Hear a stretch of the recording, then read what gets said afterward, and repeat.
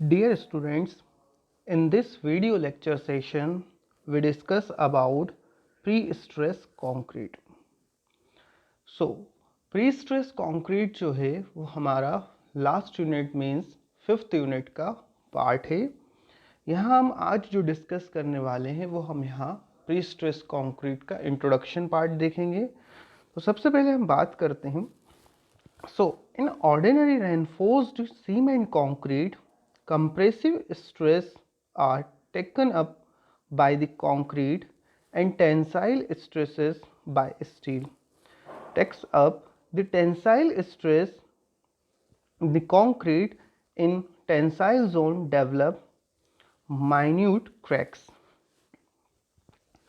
The load carrying capacity of such concrete section can be increased if steel and concrete both are stressed before the application of external loads. तो अगर हम सबसे पहले हम ordinary concrete की बात करते हैं, यानी ऑर्डिनरी रेनफोर्स सीमेंट कंक्रीट की बात करते हैं, तो यहाँ पर हमने देखा कि जब हम ordinary reinforce cement concrete use करते हैं तो उसमें हम ये एज्यूम करते हैं कि जो कंप्रेशन वाला साइड होगा, यानी all the compressive load is taken by the concrete, और जहाँ पर जो टेंसाइल फोर्सेस यानी जो टेंसाइल स्ट्रेसेस होंगी उनके लिए वहाँ पर क्या होगा, स्टील हम प्रोवाइड करते हैं। लेकिन अगर हम ये कर सकें, यानी अगर ऐसी पॉसिबिलिटीज़ हो जाए कि जहाँ पर हमने टेंसाइल जोन के अंदर हमने जो स्टील प्रोवाइड करा है उसके साथ साथ वहाँ पर कंक्रीट भी है, ठीक है। तो अगर ये कंक्रीट और स्टील एक साथ वर्क करने लग जाए तो सेक्शन की क्या होगी, कैरिंग कैपेसिटी इंक्रीज हो जाएगी। फर्स्ट वन थिंग तो ये आती है। दूसरी चीज़ हम ये समझते हैं कि अगर हम एक ऑर्डिनरी यानी आरसीसी की बात करें जनरल केस के अंदर, तो जब वहाँ पर टेंसाइल स्ट्रेस जो है वो स्टील के थ्रू, ठीक है, वहाँ पर क्या किया जाता है, स्टील के थ्रू ही वहाँ पर रिटेन किया जाता है, और वहाँ पर जो स्टील होने की वजह से वहाँ पर कंक्रीट का कोई पार्टिसिपेशन नहीं होता है। अब पार्टिसिपेशन ना होने की वजह से अंडर दी टेंसाइल लोड वहाँ पर क्रैक्स डेवलप्ड होना स्टार्ट होते हैं, जो हम आगे देखेंगे। तो यहाँ पर जो प्री स्ट्रेस का कॉन्सेप्ट निकल कर आता है वो इसी जगह से आता है कि अगर हम जो टेंसाइल जोन के अंदर स्टील और कंक्रीट वाला पार्ट है वो बोथ क्या करें, एक साथ कर वर्क करना स्टार्ट कर दें, यानी अंडर द लोड जो हमें स्ट्रेसेस जनरेट हो रही हैं अगर वो दोनों में एक साथ स्ट्रेसेस जनरेट हो तो वहाँ पर दोनों वर्क करें। सो अगर हम एज पर ACI कमेटी बात करना चाहें, सो ACI committee pre-stress concrete is dead concrete in which internal stress of suitable magnitude are introduced so that the stress resulting from the external loadings can be counteracted to a desired degree. In RCC members, pre-stressed induced is of compression nature so that it balances the tensile stresses produced due to external load. It makes the whole section effective. यहाँ पर हम सबसे पहले समझते हैं ordinary के respect में। तो देखिए यहाँ पर हमने एक बीम ड्रॉ करा है, जैसा कि आप यहाँ पर देख रहे हैं कि ये बीम है जो अंडर दी लोडिंग है। यहाँ पर ये जो पोजीशन शो कर रही है ये न्यूट्रल एक्सिस की पोजीशन को शो कर रही है। तो अंडर दी लोडिंग अगर हम बात करें तो यहाँ पर कुछ हमें क्या मिलेगा, यहाँ पर हमें डिफ्लेक्शन मिलेगा, और यहाँ पर हमें अपर वाला जोन होगा वो कंप्रेशन में, और बॉटम वाले जो बॉटम फाइबर्स होंगे वो टेंशन में। तो यहाँ पर टेंशन के लिए हमने क्या प्रोवाइड करा है, स्टील प्रोवाइड करा है, और ऊपर कंप्रेशन के लिए जो हम आप ये रेड हैचिंग देख रहे हैं यहाँ पर हमने स्टील प्रोवाइड करा है। बट यहाँ पर एक जो ऑप्शन है हमारे पास कि ये जो रिमेनिंग कंक्रीट है इस जोन के अंदर, टेंशन जोन के अंदर, ये किसी तरीके से कोई पार्टिसिपेट नहीं करता है, जिसकी वजह से होता क्या है कि जो अंडर दी टेंशन यहाँ पर स्टील तो जो होता है टेंसाइल स्ट्रेसेस के अगेंस्ट वर्क करता है, बट कंक्रीट में क्या हो जाते हैं, क्रैक्स डेवलप होते हैं बॉटम वाले पार्ट में, जैसा कि आप यहाँ पर देख रहे हैं। ये तो हो गया ऑर्डिनरी के केस में। यही चीज़ हम क्या करते हैं, अगर हम इसे प्री स्ट्रेस के रिस्पेक्ट में समझे तो फॉर एग्जांपल प्री स्ट्रेस में हम क्या कर रहे हैं, यहाँ पर हमने एक बीम लिया जो अंडर दी लोडिंग है, उसी के साथ साथ हमने प्री स्ट्रेसिंग करी दोनों एंड से। जो प्री स्ट्रेसिंग हो रही है उसमें जो फोर्स एक्ट कर रहा है, अगर उसकी वैल्यू P हो, यानी प्री स्ट्रेसिंग हो रही है और उसके अंदर जो फोर्स एक्ट कर रहा हो उसकी वैल्यू P हो, सेक्शन की लेंथ A हो, तो सबसे पहले जो स्ट्रेसेस हमें मिलेंगी वो कौन सी मिलेंगी, एक तो कंप्रेसिव स्ट्रेस मिलेंगी, बैंडिंग स्ट्रेस मिलेंगी, और अगर इन दोनों का समेशन देखें हम, ठीक है, तो उसे हम क्या बोलेंगे, फाइनल स्ट्रेसेस। तो सबसे पहले हम कंप्रेसिव स्ट्रेस समझते हैं।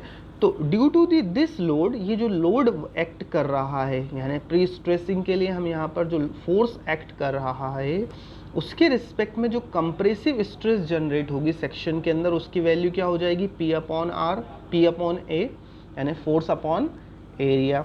इसी तरीके से अगर हम बेंडिंग स्ट्रेसेस की बात करें, सेकेंड डायग्राम में अगर देख रहे हैं बेंडिंग स्ट्रेसेस, तो बेंडिंग स्ट्रेसेस हमें क्या मिलेंगी, बेंडिंग स्ट्रेसेस को हम क्या लिख सकते हैं, मोमेंट अपॉन सेक्शन मॉडुलस, जिसको हम लिख सकते हैं बेंडिंग इक्वेशन से m upon I into Y. M upon I into Y को हम क्या लिख सकते हैं, m अपॉन जेड, तो हमने यहाँ पर लिखा है। तो अपर वाले जोन में हमें पॉजिटिव और बॉटम में नेगेटिव। अब अगर हम इसको कंबाइन देखें, यानी फाइनल स्ट्रेस की वैल्यू को देखें, तो फाइनल स्ट्रेस हमें क्या मिलेंगी, अपर जोन के अंदर देखें तो दोनों ही पॉजिटिव है, तो सो इसको हम लिख सकते हैं P upon A plus M upon Z. और बॉटम वाला सेक्शन देखेंगे तो यहाँ पर ये पॉजिटिव है, नेगेटिव वैल्यू, तो इसको लिख सकते हैं P upon A minus M upon Z. So in reinforced concrete, pre-stress is commonly introduced by tensioning the reinforcement. So compression is induced in the zones where external load would normally cause tensile stress. Under the action of the load, the stress at any point will be, अगर हम bending stress की बात करें तो section के किसी भी and पर बेंडिंग स्ट्रेस की वैल्यू क्या हो जाएगी, बेंडिंग स्ट्रेस की वैल्यू हो जाएगी m upon I into Y, जिसे हम लिख सकते हैं m अपॉन जेड।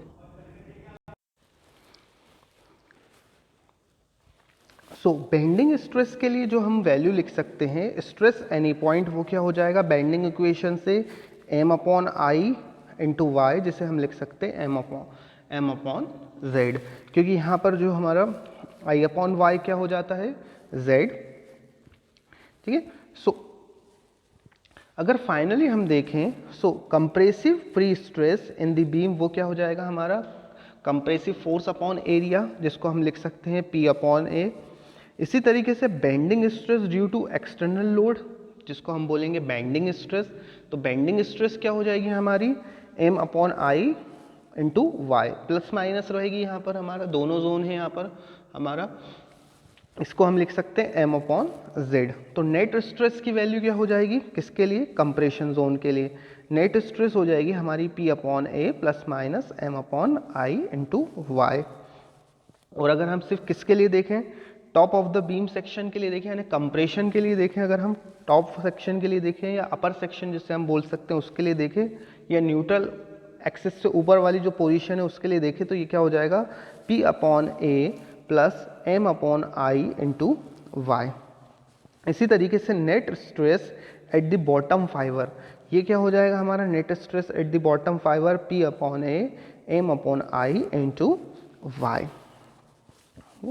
सो किसी भी केस के अंदर हम ये ट्राई करते हैं कि जो P अपॉन ए है, ठीक है, उसकी वैल्यू क्या हो, m अपॉन जेड से ज़्यादा हो, क्योंकि देखिए अगर आप यहाँ पर देखेंगे तो नेट स्ट्रेस जो होगी किसी भी केस में, अगर हम अगर सेकेंड वाला केस देखें, यहाँ पर P अपॉन ए की वैल्यू जो होगी, ठीक है, यानी जो हमारी कंप्रेसिव प्री स्ट्रेस आ रहा है उसकी वैल्यू को अगर हम देखें तो ये वैल्यू अगर कम हो जाती है इससे, ठीक है, तो यहाँ पर इसकी वैल्यू हमें क्या मिलेगी, नेट स्ट्रेस बॉटम में क्या मिल जाएगी, नेगेटिव स्ट्रेसेस मिलेंगी, ठीक है।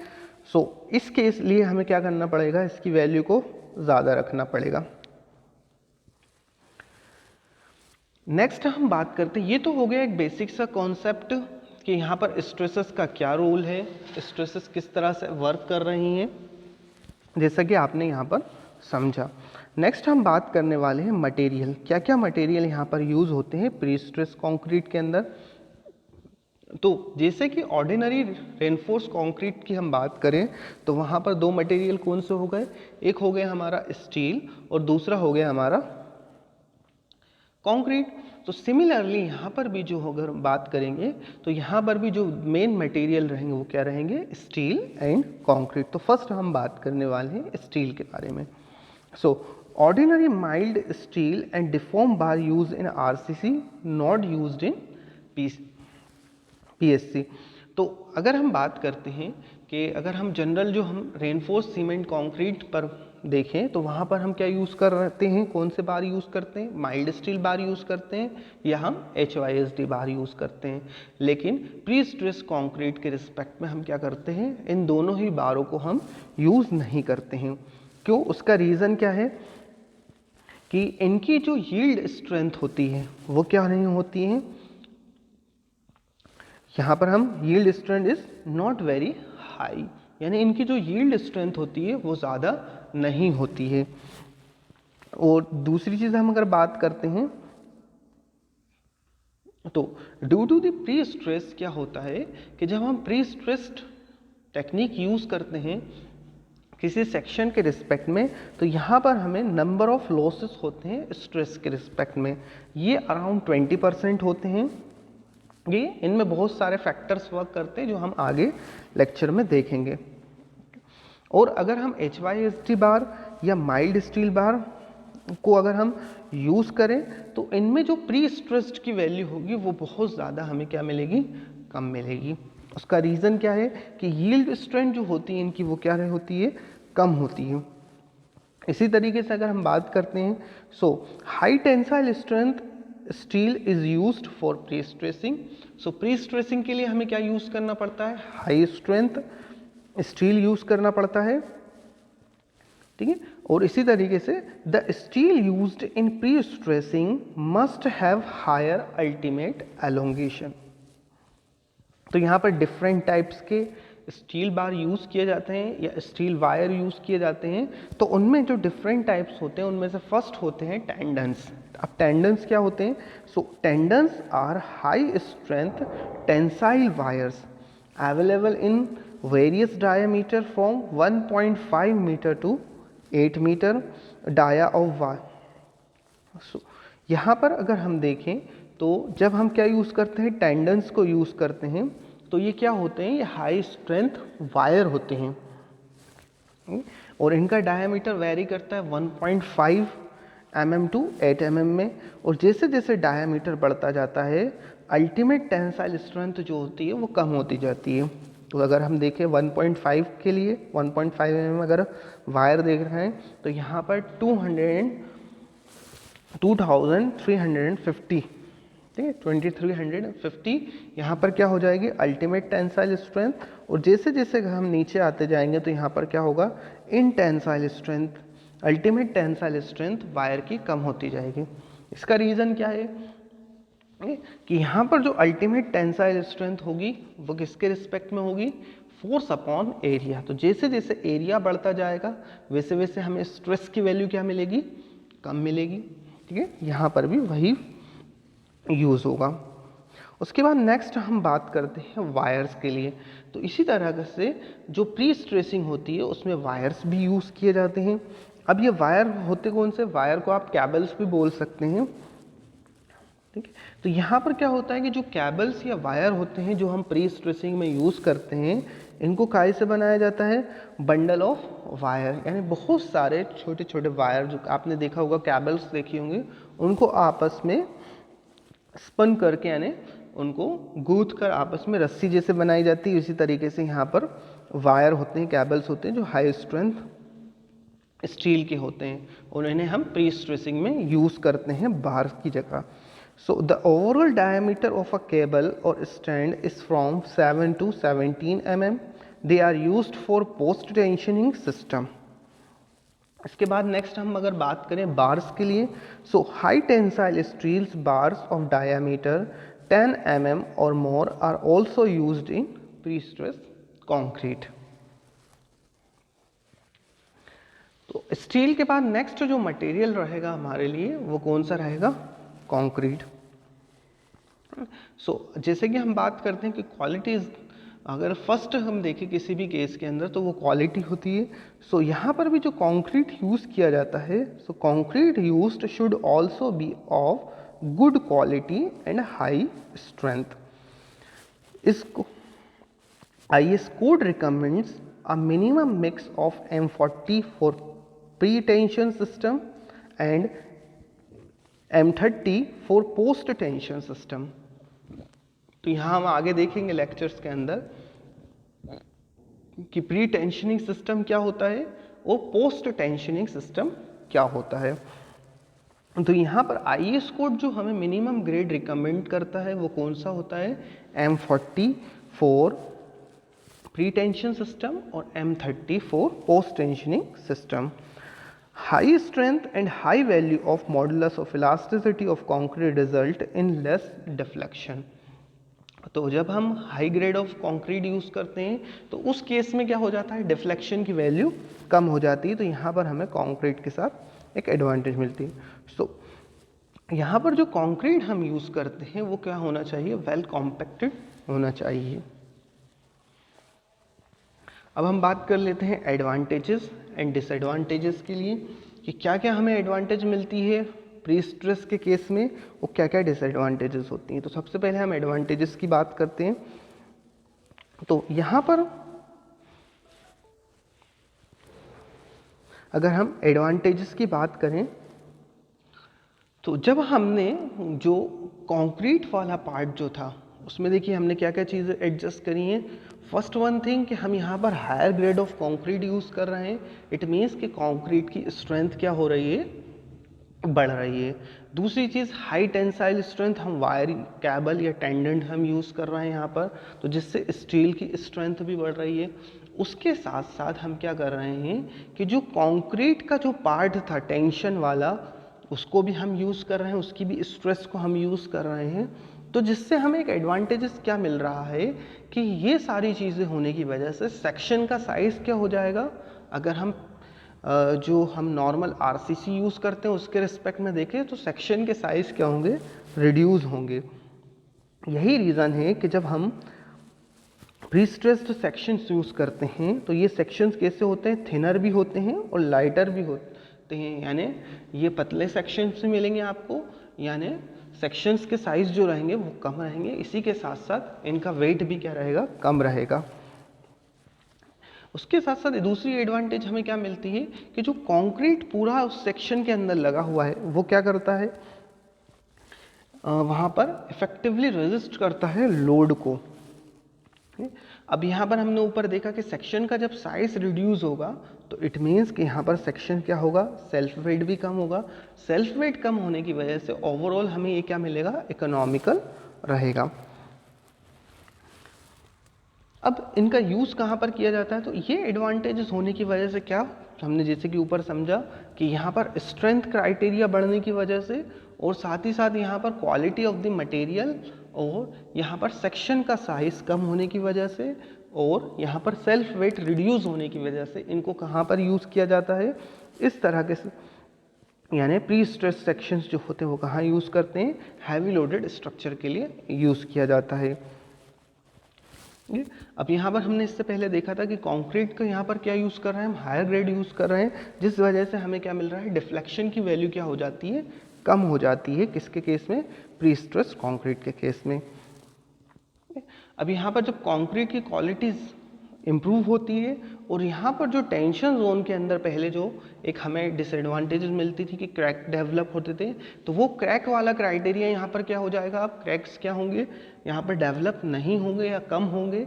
तो उस वजह से क्या होता है, यहाँ पर जो स्टील हमने यूज़ किया है वहाँ पर हमें रस्टिंग ऑफ द स्टील जो होता है वो मिनिमम हो जाता है। इट मीन्स कि जो जंग लगने के चांसेस हैं वो कम हो जाते हैं। इसी तरीके से अगर हम इनकी कुछ डिसएडवांटेजेस की बात करें, क्योंकि एडवांटेजेस होती हैं तो साथ ही साथ डिसएडवांटेजेस भी होती हैं। तो जब हम प्री स्ट्रेस्ड सेक्शंस बनाते हैं तो वहाँ पर हमें क्वालिटी कंट्रोल और साथ ही साथ सुपरविज़न रिक्वायर होता है, यानी हम नॉर्मल कंडीशंस के अंदर उन्हें वर्क नहीं कर सकते जैसे हम ऑर्डिनरी कॉन्क्रीट के साथ करते हैं। ठीक है, तो यहाँ पर हायर ग्रेड ऑफ स्टील और हाई स्ट्रेंथ बार यूज़ करने की वजह से, हाई टेंसाइल स्ट्रेंथ बार यूज़ करने की वजह से यहाँ पर मटेरियल की कॉस्ट क्या हो जाती है, बढ़ जाती है। ओके, और यहाँ पर हमें इस सिस्टम को अप्लाई करने के लिए स्पेशल इक्विपमेंट्स और टूल्स की रिक्वायरमेंट होती है, जिससे कॉस्ट क्या होती है हमारी इफेक्ट होती है। ओके, अब यहाँ पर हमने क्या यूज़ करा कि यहाँ पर सेक्शन क्या होते जाएंगे, सेक्शन का नेचर कैसा हो जाएगा, ब्रिटल नेचर हो जाएगा, क्योंकि सेक्शन क्या होगा, प्री स्ट्रेस्ड होगा, इसलिए सेक्शन क्या होता जाएगा हमारा, मोर ब्रिटल होगा एज कंपेयर टू हमारे नॉर्मल सेक्शन। तो ये सारे जो हमने देखे अभी तक, इतने हमारे पास इफेक्ट्स मिले हमें, किसकी वजह से, यानी प्री स्ट्रेस के रिस्पेक्ट में हमने एडवांटेजेस समझी और डिसएडवांटेजेस समझी। तो अगर इससे रिलेटेड आपको कोई भी डाउट्स हों या आपके कोई क्वेश्चन हो तो हम आगे फर्दर लेक्चर के अंदर, जो भी हमारा नेक्स्ट लेक्चर रहेगा उसमें हम डिस्कस करेंगे। और इस वीडियो लेक्चर सेशन में हम इतना ही कवर करेंगे। नेक्स्ट लेक्चर वाला जो सेशन रहेगा वहाँ पर हम इसको आगे कंटिन्यू करेंगे और इससे रिलेटेड कुछ न्यूमेरिकल्स करेंगे। Thank you, have a nice day.